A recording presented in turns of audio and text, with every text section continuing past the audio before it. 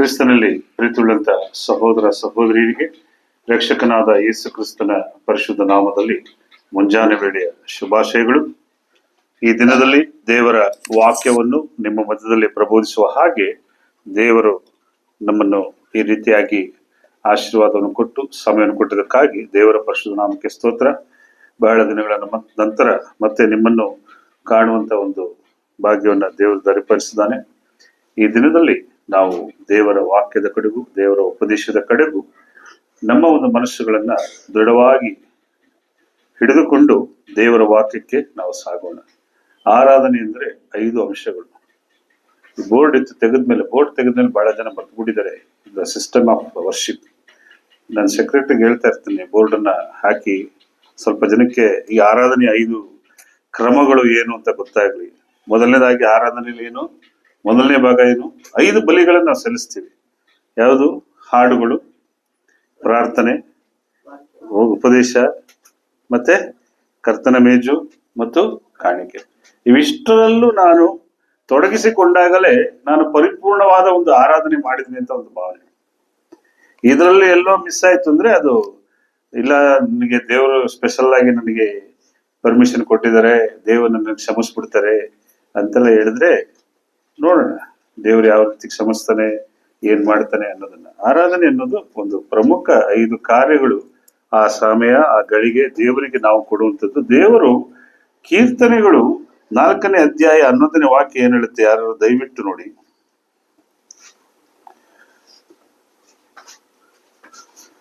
ಕೀರ್ತನೆ 4:11.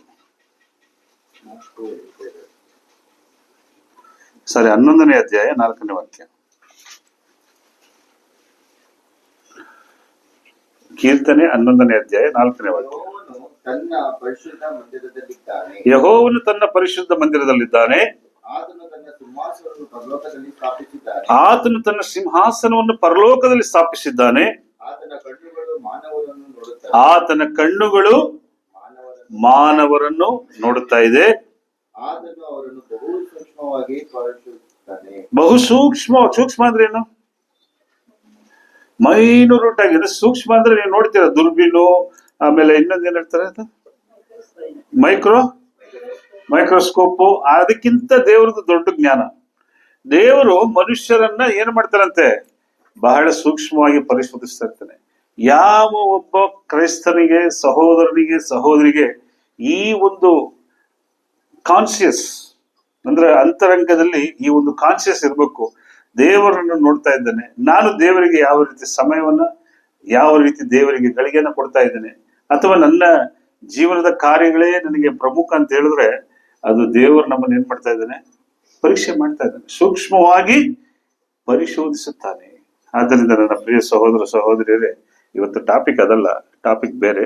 ಆದ್ರೂ ಈ ವಾಕ್ಯವನ್ನ ಹೇಳ್ಬೇಕು ಅಂದ್ರೆ, ಯಾಕಂದ್ರೆ ಯೇಸು ಸ್ವಾಮಿ ಒಂದು ಹೇಳ್ತಾನೆ, ಮುಂದಿನವನು ಏನಾಗ್ತಾರೆ? ಹಿಂದಿನವನಾಗುತ್ತಾನೆ, ಹಿಂದಿನವನು. ಅದು ಯೇಸು ಸ್ವಾಮಿ ಹೇಳದ ಮಾತು.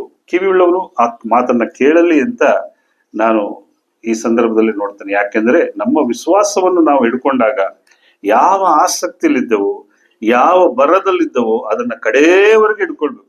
ಬಹಳ ಪ್ರಾಮುಖ್ಯ. ಪ್ರತಿಯೊಬ್ಬ ಮನುಷ್ಯನಿಗೂ, ಕ್ರೈಸ್ತನಿಗೂ ನಾನು ಆರಂಭದಲ್ಲಿ ಹಿಡಿದಂತ ಒಂದು ವಿಶ್ವಾಸವನ್ನ ಕಡೆಯವರೆಗೂ ಅವನಿಗೆ ಜಯಮಾಲೆ ಸಿಗೋದು.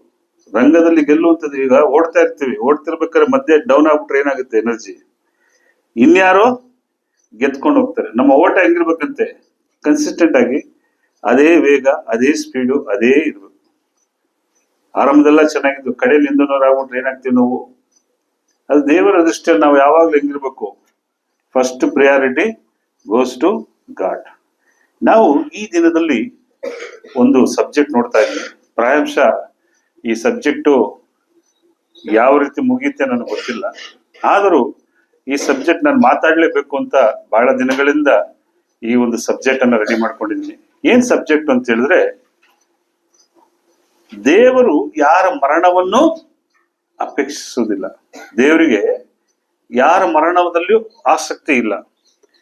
ಮರಣ ಅಂದ್ರೆ ಎಷ್ಟು ರೀತಿ ಮರಣ ಇದೆ ನಿಮ್ಗೆಲ್ಲ ಗೊತ್ತು. ಒಂದು ಫಿಸಿಕಲ್ ಡೆತ್, ಇನ್ನೊಂದು ಸ್ಪಿರಿಚುವಲ್ ಡೆತ್. ದೇವರು ಯಾರ ಮರಣವನ್ನು ಅಪೇಕ್ಷಿಸೋದಿಲ್ಲ. ಈಗ ನಾವು ನೋಡ್ಬೇಕಾದ್ರೆ ದೇವರಿಗೆ ಯಾವ ಮರಣದಲ್ಲೂ ಮನುಷ್ಯನ ಒಂದು ಏನಿಲ್ಲ, ಅಪೇಕ್ಷೆ ಇಲ್ಲ. ಆದ್ರೆ ಸ್ಪಿರಿಚುವಲ್ ಡೆತ್ ಆಮೇಲೆ ಬರೋಣ ಲಾಸ್ಟ್ ಅಲ್ಲಿ. ಈ first physical death. Physical death ಅಲ್ಲಿ ದೇವರು ಹೇಳ್ತಾನೆ, ಎಜೆಕಿಯಲ್ 18ನೇ ಅಧ್ಯಾಯ 32ನೇ ವಾಕ್ಯ. ಎಜೆಕಿಯಲ್ 18ನೇ ಅಧ್ಯಾಯ 32ನೇ ವಾಕ್ಯ. ಸಾಯುವವರ ಸಾವಿನಲ್ಲಿ ನನಗೆ ಸಂತೋಷವಿಲ್ಲ, ತಿರುಗಿಕೊಂಡು ಬಾಳಿರಿ, ಇದು ಕರ್ತನಾದ ಯೆಹೋವನ ನುಡಿ. ದೇವರಿಗೆ ಸಾಯುವವರ ಸಾವಿನಲ್ಲಿ ನನಗೆ ಸಂತೋಷವಿಲ್ಲ, ತಿರುಗಿಕೊಂಡು ಬಾಳಿರಿ, ಇದು ಕರ್ತನಾದ ಯೆಹೋವನ ನುಡಿ. ಈ ಸಾವಿನಲ್ಲಿ ಯಾರಿಗಿಷ್ಟ ಇಷ್ಟ ಇಲ್ಲ ಅಂತೆ? ಯೆಹೋವನಿಗೆ ಇಷ್ಟ ಇಲ್ಲ. ಒಬ್ಬೊಬ್ಬನಿಗೆ ಸಾವು ಇದ್ದೇ ಇದೆ ಅಲ್ವಾ? ಏದೇನ್ ತೋಟದಲ್ಲಿ ಪಾಪ ಆದ್ಮೇಲೆ ಏನಾಯ್ತು? ಸಾವು ಇದ್ದೇ ಇದೆ. ಆ ಸಾವನ ಬಗ್ಗೆ ಇಲ್ಲಿ ಮಾತಾಡ್ತಾ ಇಲ್ಲ ನಾನು. ಎರಡು ರೀತಿ ಸಾವಿದೆ. ಒಂದು ಸ್ಪಿರಿಚುವಲ್ ಡೆತ್ ಅಂತ ಆಗ್ಲಿಲ್ಲ, ಇನ್ನೊಂದು ಯಾವ್ದಿದೆ? ಈ ನ್ಯಾಚುರಲ್ ಡೆತ್ ಅಲ್ಲಿ ಇನ್ನೊಂದು ರೀತಿ ಯಾವ್ದಿದೆ? ಮನುಷ್ಯನಿಗೆ ಸಹಜ ಮರಣದಿಂದ ಒಂದು ಆತ್ಮಿಕ ಮರಣ, ಅದನ್ನ ನಾವು ದೀಕ್ಷಾ ಸ್ಥಾನದಲ್ಲಿ ರಕ್ಷಣೆ ಹೊಂದಿ ನಾವು ಬದುಕ್ತೀವಿ. ಇನ್ನೊಂದು ಮರಣ ಏನು? ಈ ನ್ಯಾಚುರಲ್ ಡೆತ್ಗೂ ಇನ್ನೊಂದು ಒಂದು ಮಧ್ಯೆ ಒಂದು ಡೆತ್ ಇದೆ. ಏನದು? ಎಸ್, ಏನದು? ಸೂಸೈಡ್ ಅಥವಾ ಆತ್ಮಹತ್ಯೆ. ಇವತ್ತು ನೀವು ಯಾವುದೇ ನ್ಯೂಸ್ ಚಾನೆಲ್ ತಗೊಳ್ಳಿ, ಯಾವುದೇ ಪೇಪರ್ಗಳನ್ನ ತಗೊಳ್ಳಿ, ಎಲ್ಲೇ ತಗೊಳ್ಳಿ, ಏನಂದ್ರೆ ಈ ಒಂದು ಪದ ಬಳಕೆ ಜಾಸ್ತಿ ಇರ್ತದೆ. ಪೇಪರ್ ಅಲ್ಲಿ ತಗೊಂಡ್ರು ಅದಿರ್ತದೆ, ಎಲ್ಲಾ ಕಡೆ ಇರ್ತದೆ. ಯಾವುದೋ ಕ್ಷುಲ್ಲಕ ಕಾರಣಕ್ಕೆ ಮನುಷ್ಯ ಏನ್ ಮಾಡಿರ್ತಾನೆ? ಆತ್ಮಹತ್ಯೆ ಮಾಡ್ಕೊಳ್ತಾನೆ. ಇದು ಬರೀ ಅನ್ಯ ಜನರಲ್ಲಿ ಮಾತ್ರನ ಇಲ್ಲ, ಕ್ರೈಸ್ತರಲ್ಲೂ ಈ ಕಾರ್ಯಗಳು ನಡೀತಾ ಇದೆ. ಸರಿ, ಇವತ್ತೊಂದ್ ದಿವಸ ಈ ಒಂದು ಏನಿದು ಆತ್ಮಹತ್ಯೆ, ಯಾಕೆ ಇದನ್ನ ಮಾಡ್ಕೊಳ್ತಾರೆ? ಜಾಸ್ತಿ ಮಾಡ್ಕೊಳ್ಳೋದು ಯಾರು? ಯಂಗ್ಸ್ಟರ್ಸ್. ಏನಕ್ಕೆ? ಅವರು ಒಂದು ಕನ್ಸ್ ಕಂಡಿರ್ತಾರೆ. ಯಂಗ್ಸ್ಟರ್ಸ್ 16-17 ವಯಸ್ಸು ಬಂದಾಗ ಅವ್ರ ಒಂದು ಲೈಫ್ ಹೆಂಗ್ ಕಾಣಿಸುತ್ತೆ ಅಂದ್ರೆ ಫುಲ್ ಕಲರ್ಫುಲ್ ಲೈಫ್. 40 ವಯಸ್ಸು ಆದ್ಮೇಲೆ ಬ್ಲಾಕ್ ಅಂಡ್ ವೈಟ್ ಆಯ್ತದೆ ಜೀವನ. 40 ಇಯರ್ಸ್ ಆದ್ಮೇಲೆ ಏನಾಗುತ್ತೆ? ಅದು ಬ್ಲಾಕ್ ಅಂಡ್ ವೈಟ್. ಈ 16 ಆದ್ಮೇಲೆ, ಸ್ವೀಟ್ 16 ಆದ್ಮೇಲೆ ಏನಾಗುತ್ತೆ? ಕಲರ್ಫುಲ್ ಲೈಫ್ ಕಾಣಿಸುತ್ತೆ. ಕಲರ್ಫುಲ್ ಲೈಫ್ ಅಲ್ಲಿ ಏನಾಗುತ್ತೆ ಅಂದ್ರೆ ಎಲ್ಲನೂ ಕಲರ್ಫುಲ್ ಆಗಿರ್ಬೇಕು ಅಂತ ಅವ್ರು ಯೋಚನೆ ಮಾಡ್ತಾರೆ. ಏನ್ ತಿಳಿಸ್ತಾರೆ? ನನಗೆ ನೆನ್ಸಿದ್ದೆಲ್ಲ ಸಿಗ್ಬೇಕು, ನನಗೆ ಬಯಸಿದ್ದೆಲ್ಲ ಸಿಗ್ಬೇಕು, ಕಣ್ಣಿಗೆ ನೋಡಿದ್ದೆಲ್ಲ ನನಗೆ ಸಿಗ್ಬೇಕು, ನಾನು ಆಸೆ ಪಟ್ಟಿದ್ದೆಲ್ಲ ಸಿಗ್ಬೇಕು. ಅದು ಜೀವನ. ಅದು ಎಲ್ರಿಗೂ ಇರುವಂತ ಆಸೆ.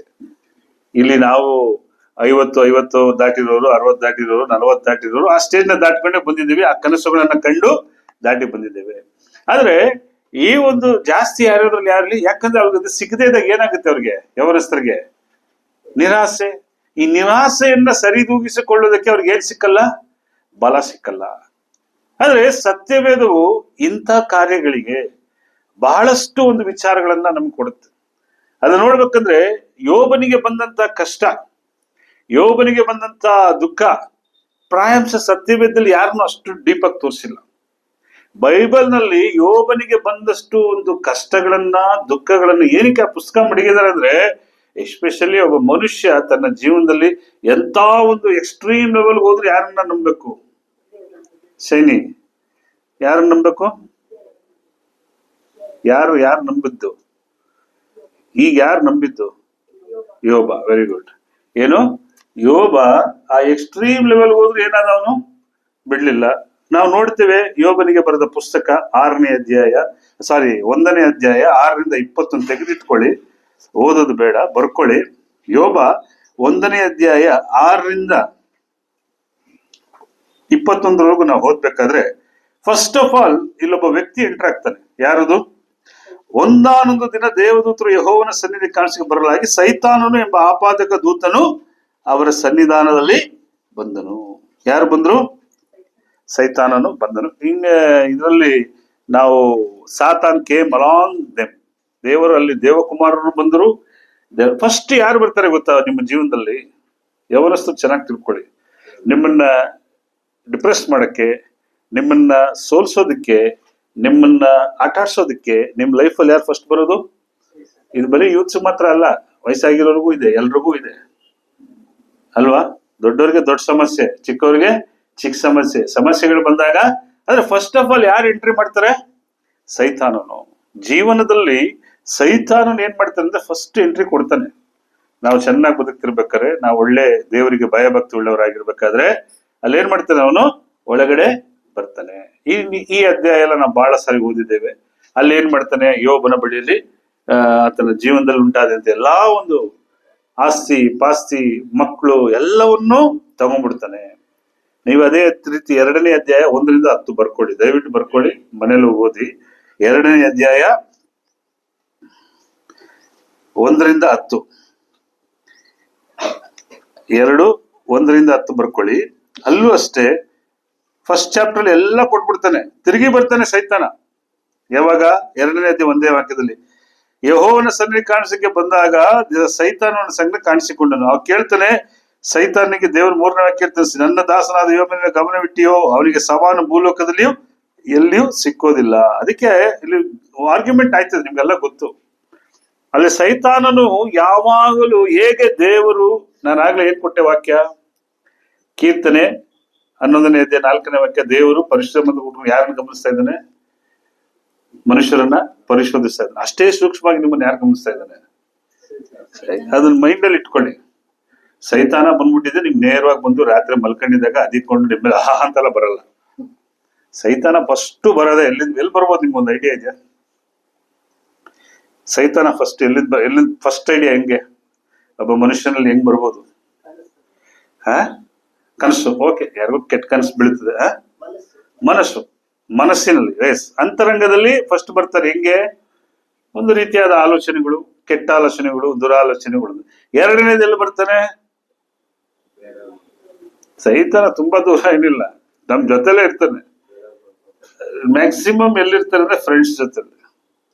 ಮ್ಯಾಕ್ಸಿಮಮ್ ನಾವ್ ಎಲ್ಲೆಲ್ಲಿ ಕೂಡ್ ಬರ್ತೀವೋ ನಮ್ ಸ್ನೇಹಿತರು, ನಮ್ ಫ್ರೆಂಡ್ಸು, ನಮ್ಸಂತ ನಂಬಿಸುವಂತ ವ್ಯಕ್ತಿಗಳು. ಆಗ್ಲೇ ಹೇಳಿದೆ, ಯೂತ್ ಎಲ್ಲ ಹೆಂಗೆ ಕಲರ್ಫುಲ್ ಲೈಫ್, ಏನ್ ನೋಡಿದ್ರು ಅವ್ರು ಏನ್ ಮಾಡ್ತಾರೆ? ಎದೆ ಪಾತಾಲು ನಂಬಿಡುವಾಗ ನಂಬಿ ಏಮಾದ ಪಿರುಗು ಎನ್ನವಂಗ. ಕೆಟ್ಟ ನಂತರ ಏನಾಗ್ತಾರೆ?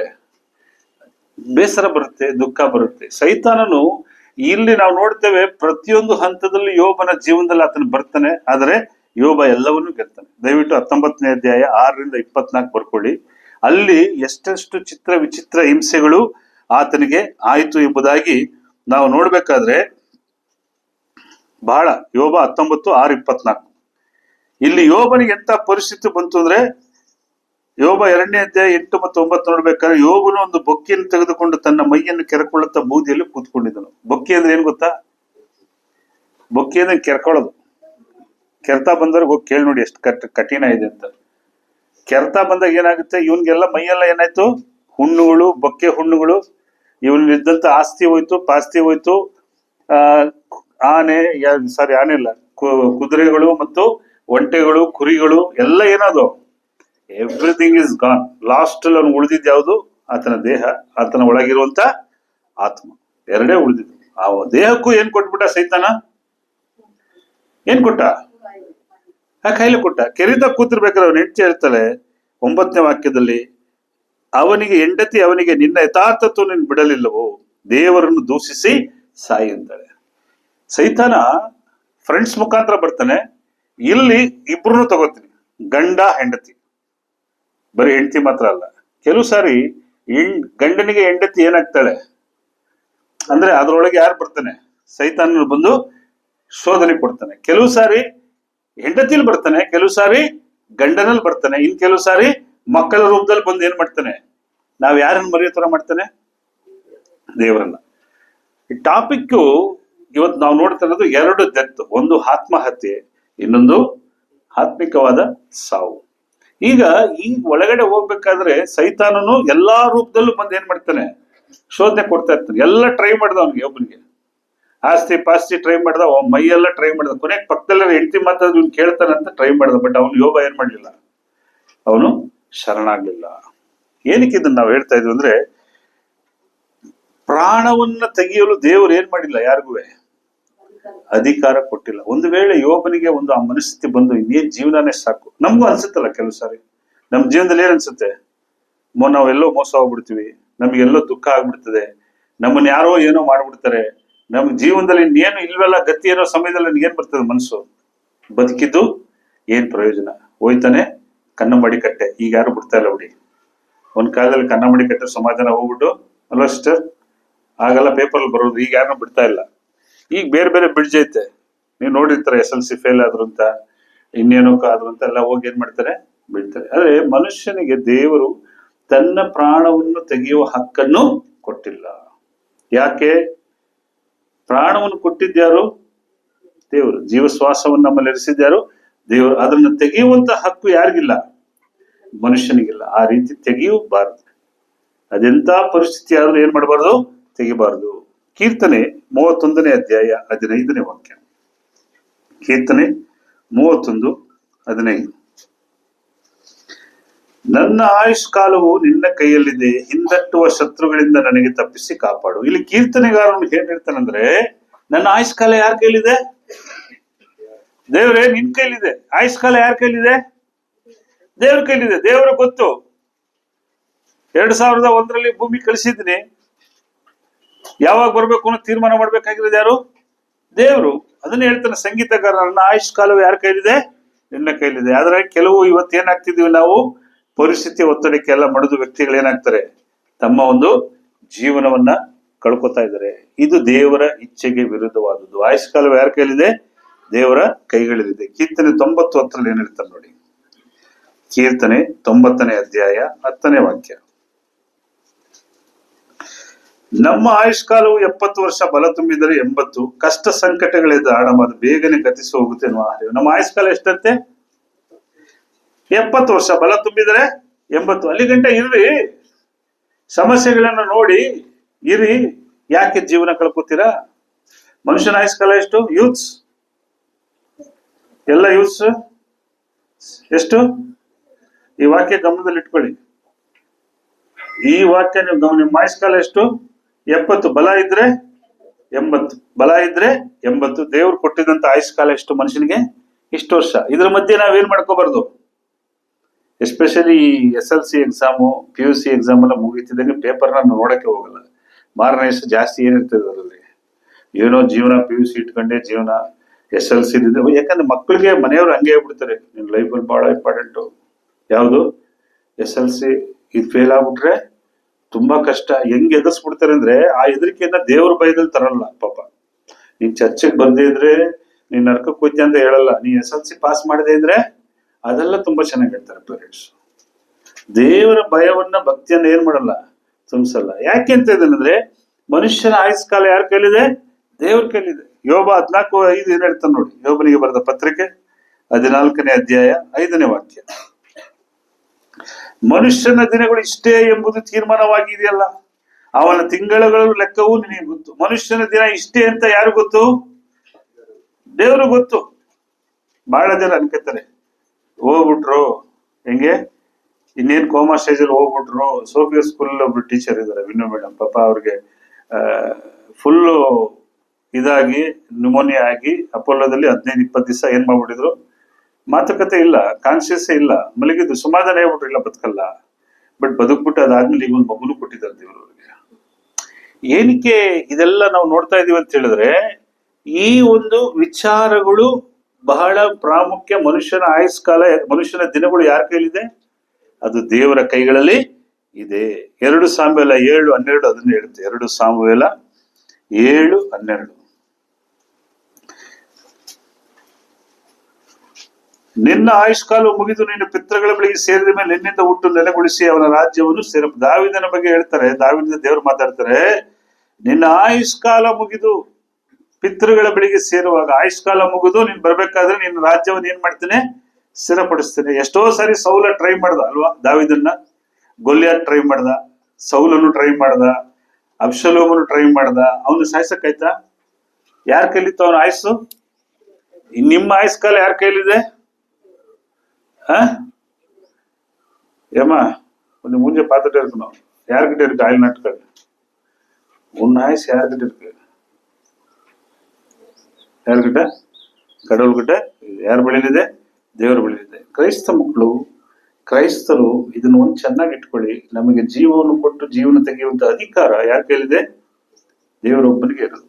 ನಮ್ಗೆಲ್ಲ ಎಂತ ಪರಿಸ್ಥಿತಿ ಬಂದ್ರು, ಎಂತ ಕಾರ್ಯಗಳು ಬಂದ್ರು ನಾವೇನ್ ಮಾಡಬಾರ್ದು, ಬಿಡಬಾರ್ದು. ಕೀರ್ತನೆಗಳು 139:16 ಏನ್ ಹೇಳ್ತಾರೆ ನೋಡಿ.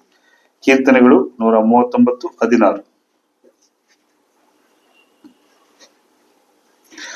ನಾನು ಇನ್ನು ಕೇವಲ ಪಿಂಡವಾಗಿರುವ ನಿನ್ನ ಕಣ್ಣುಗಳು ನನ್ನ ನೋಡಿದವು. ನನ್ನ ಆಯುಷ್ಕಾಲದ ಪ್ರಥಮ ದಿನವು ಪ್ರಾರಂಭವಾಗುವ ಮೊದಲೇ ಅದರ ಎಲ್ಲಾ ದಿನಗಳು ನಿನ್ನ ಪುಸ್ತಕದಲ್ಲಿ ಬರೆಯಲ್ಪಟ್ಟಿದೆ. ಇನ್ನು ಎಲ್ಲಾ ದಿನಗಳನ್ನ ದೇವ್ರು ಏನ್ ಮಾಡಿದ್ದಾರೆ? ಬರೆದಿಟ್ಟಿದ್ದಾರೆ. ಅದನ್ನ ನಾವೇನ್ ಮಾಡಬಾರ್ದು? ಬ್ರೇಕ್ ಮಾಡಬಾರ್ದು. ಬ್ರೇಕ್ ಮಾಡ್ಬೇಕು ಅಂತ ಯಾರಿದ್ದಾನೆ? ಸೈತಾನ. ಅವನಿಗೆ ಲಾಭ. ಒಬ್ಬ ಮನುಷ್ಯನು ಆತ್ಮಿಕವ ಸಾಯುವುದು, ಆತ್ಮಹತ್ಯೆ ಮಾಡಿಕೊಳ್ಳುವುದು ಎರಡೂ ಅವನಿಗೇನು? ಲಾಭ. ಅವನಿಗೆ ಲಾಭ. ಎಲ್ಲ ಎಲ್ಲಿ ಬರ್ತಾರೆ? ಆತ್ಮಿಕವಾಗಿ ಸತ್ತವರು, ಆತ್ಮಹತ್ಯೆ ಮಾಡಿಕೊಂಡವರು ಅಲ್ವಾ? ಎರಡು ಎಲ್ಲಿ ಬರ್ತಾರೆ? ಅವನು ವೇಟ್ ಮಾಡ್ತಾ ಇದ್ದಾನೆ ಅವನು ಪ್ಲೇಸ್ಗೆಲ್ಲ ಬರ್ಬೇಕು ಅಂತ. ಪ್ರಿಯರೇ, ಅದಕ್ಕೆ ನಾವು ಅವಕಾಶವನ್ನು ಕೊಡಬಾರ್ದು. ದೇವರಲ್ಲಿ ರಕ್ಷಣೆ ಹೊಂದಿರುವಂತವರು, ದೇವರ ಸಭೆಗಳಿರುವಂತವರು, ದೇವರ ಕಾರ್ಯಕ್ಕೋಸ್ಕರ ಕರೆಯಲ್ಪಟ್ಟವರು ಇದಕ್ಕೆ ಎಚ್ಚರವಾಗಿ ಇರಬೇಕು ಅಲ್ವಾ? ಆದ್ದರಿಂದ ನಿನ್ನ ಕಾಲಕ್ಕೂ ಮುಂಚೆ ನಾವ್ ಯಾಕೆ ಸಾಯ್ಬೇಕು? ಪ್ರಸಂಗಿ 7:15 ಏನ್ ಹೇಳ್ತಾನೆ ನೋಡಿ. ಪ್ರಸಂಗಿ 7:15, ಧರ್ಮಿಯು ತನ್ನ ಧರ್ಮದಲ್ಲಿ ನಶಿಸುವುದುಂಟು, ಅಧರ್ಮಿಯು ತನ್ನ ಅಧರ್ಮದಲ್ಲಿ ಬಹುದಿನ ಬದುಕುವುದುಂಟು. ಇದನ್ನೆಲ್ಲ ನನ್ನ ವ್ಯರ್ಥವಾದ ಜೀವಮಾನದಲ್ಲಿ ಧರ್ಮಿಯು ತನ್ನ ಧರ್ಮದಲ್ಲಿ ಏನ್ ಮಾಡ್ತಾನಂತೆ? ನಶಿಸುವುದುಂಟು. ಅಧರ್ಮಿನೂ ಬದುಕ್ತಾನೆ, ಧರ್ಮಿನೂ ಏನ್ ಮಾಡ್ತಾನೆ? ಬದುಕ್ತಾನೆ. ಬಿಡಿ, ಯಾರು ಏನ್ ಮಾಡ್ಬಾರ್ದು? ಸಾಯಬಾರದು.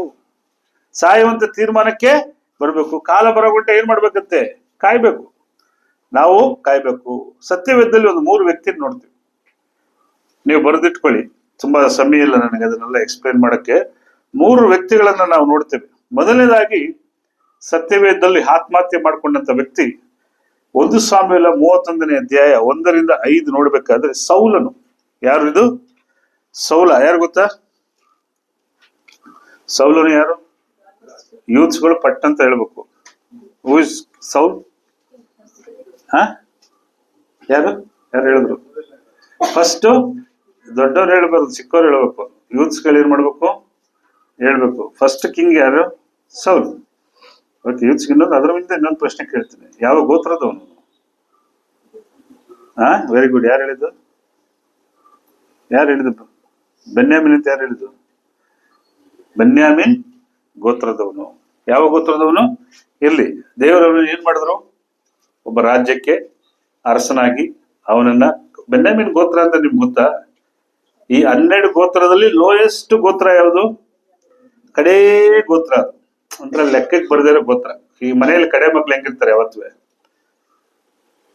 ಕೆಲವು ಮನೇಲಿ ದೊಡ್ಡ ಮಕ್ಳಿಗೂ ಮರ್ಯಾದೆ ಇಲ್ಲ, ಕೆಲವು ಮನೇಲಿ ಚಿಕ್ಕ ಮಕ್ಳಿಗೂ ಮರ್ಯಾದೆ ಇಲ್ಲ. ನಾರ್ಮಲ್ ಆಗಿ ಕಡೆ ಮಕ್ಳು ಅಂದ್ರೆ ಹೆಂಗಿರ್ತಾರೆ? ಸ್ವಲ್ಪ ಹೆಂಗೆ ನೆಗ್ಲಿಜೆನ್ಸಿ. ನೀನ್ ನಮ್ಮ ಮನೇಲಿ ತಕೊಂಡ್ರೆ ಕೊನೆ 2ನೇ ಒಂದೇ ರೋದನೆ. ಅವ್ರ ಅಮ್ಮನ್ ರೋದನೆ ಕೊಡ್ತಾ ಇರ್ತಾನೆ.